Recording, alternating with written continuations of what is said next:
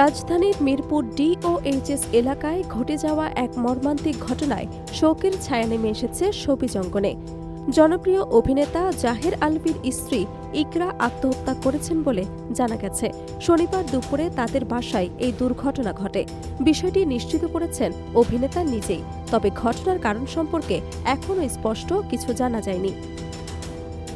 স্ত্রীর মৃত্যুর খবর ছড়িয়ে পড়ার পর সামাজিক যোগাযোগ মাধ্যমে নানা আলোচনা শুরু হলেও এ বিষয়ে বিস্তারিত কিছু বলতে চাননি আলভী।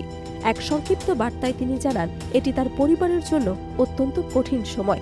সন্তানের ভবিষ্যতের কথা ভেবে কেউ যেন বিভ্রান্তিকর বা যাচাই বাছাইহীন তথ্য প্রচার না করেন, সেই অনুরোধও জানান তিনি।